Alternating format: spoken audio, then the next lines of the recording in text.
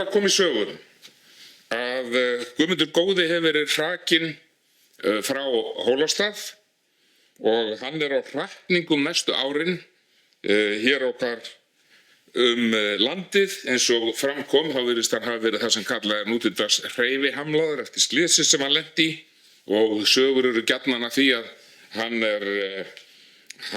borinn á milli húsa eða jafnvel dreginn á vögum. Það víða hæðst á honum. Hann á þó 2 góða vini sem eru höfðingjar vestanlands að minnstakosti.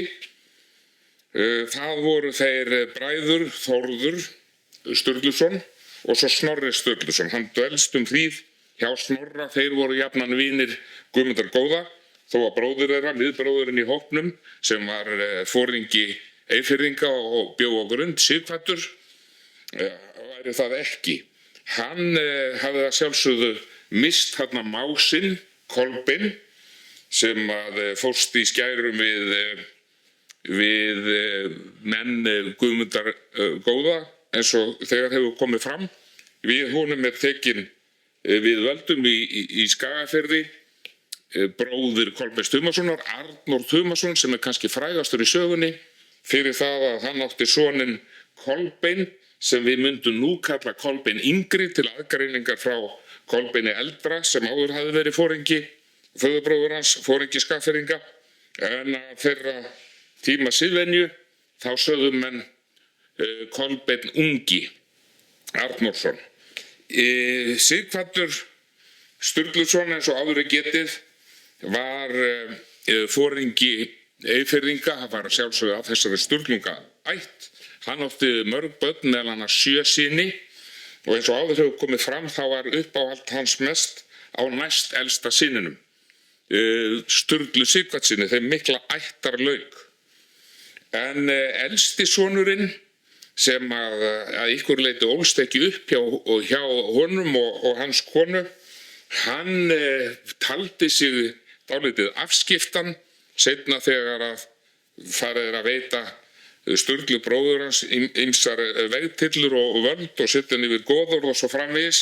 Þá kemur hann til föður síns og segist vera alveg jafn vel til forystu fallinn eins og þessi yngri bróður. Hann að sjálfsögðu átti samkvæmt bæði kristnum sið og þeirrar þýðar venju þennan frumburðarétt sem eldri synir nutu, en hann sem sé hafði gjarnan staðið í skugganum.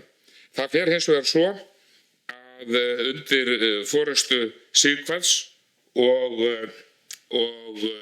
Arnórs Skagafjarðargoða að þeir enn á ný hrekja Guðmund góða og hans menn frá Hólum, og þar í hans stað settur Tumi Sighvatsson eldri.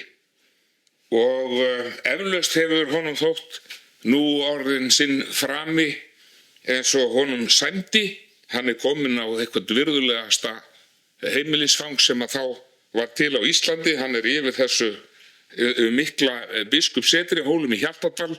Eflaust hafa þar verið gott til fanga og mikið af góðum mat og drykk, en í staðinn hafa þeir hrakist í burtu Guðmundur góði með sinn lífvarðaher, þar sem voru ýmsir hraustir menn. Þeir fara út í Málmey og áttu þar harða vist og lápu dauðan úr Krákuskjel.